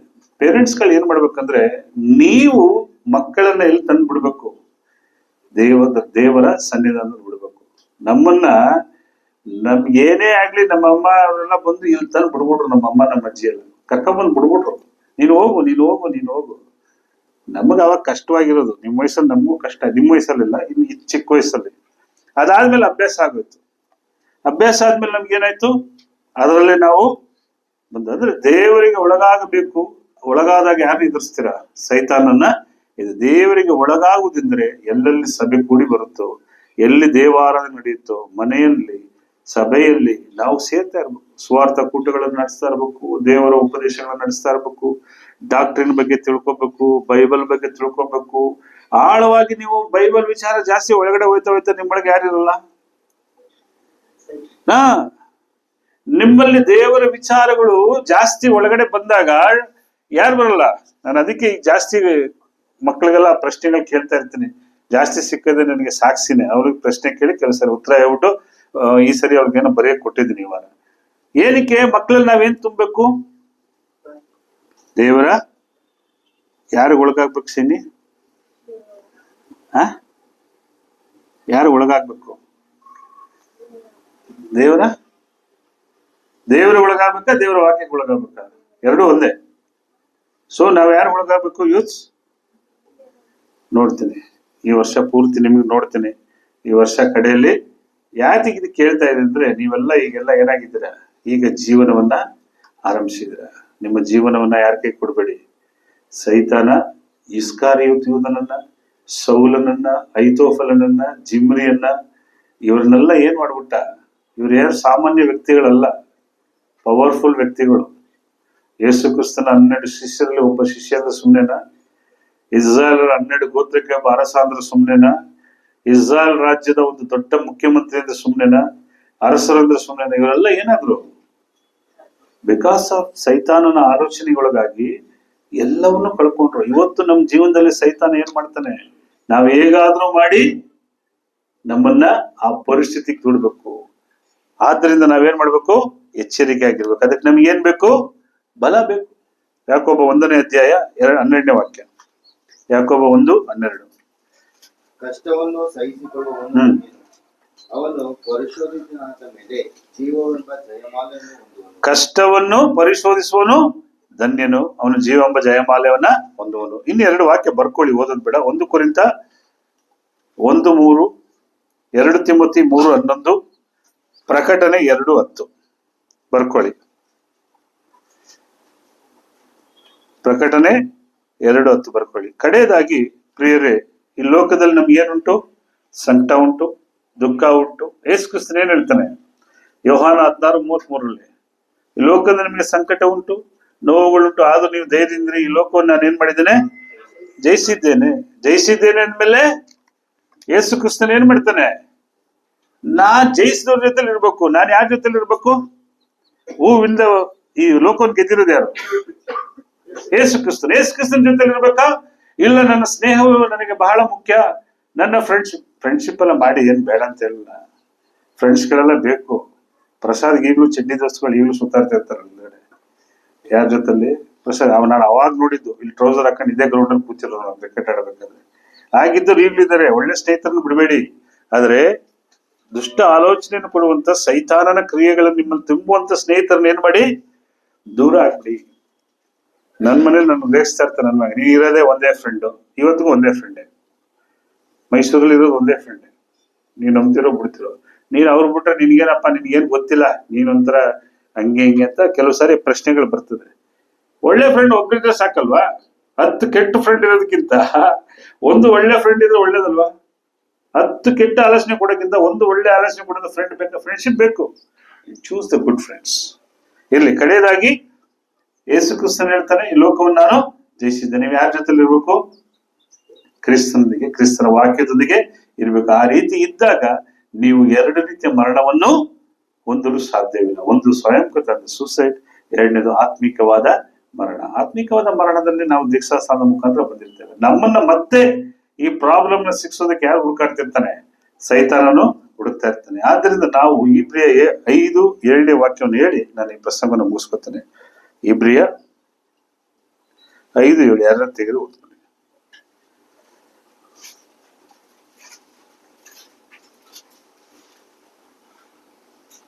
ಕ್ರಿಸ್ತನು ತಾನು ಭೂಲೋಕದಲ್ಲಿದ್ದಾಗ ಮರಣಕ್ಕೆ ತಪ್ಪಿಸಿ ಕಾಪಾಡ ಶಕ್ತನಾಗಿರುವುದಾಗಿ ಬಲವಾಗಿ ಕೂಗುತ್ತಾ ಕಣ್ಣೀರು ಸುರಿಸುತ್ತಾ ಪ್ರಾರ್ಥನೆ ವಿಜ್ಞಾಪನೆ ಸಮರ್ಪಿಸಿ ದೇವರ ಮೇಲಿನ ಭಯಭಕ್ತಿಯ ನಿಮಿತ್ತ ಕೇಳಲ್ಪಟ್ಟನು. ಯೇಸು ಕ್ರಿಸ್ತನು ಈ ಲೋಕದಲ್ಲಿದ್ದಾಗ ತನ್ನ ಕಷ್ಟ ಕಾಲದಲ್ಲಿ ಯಾರ ಹತ್ರ ಮಾತಾಡ್ತಿದ್ದ?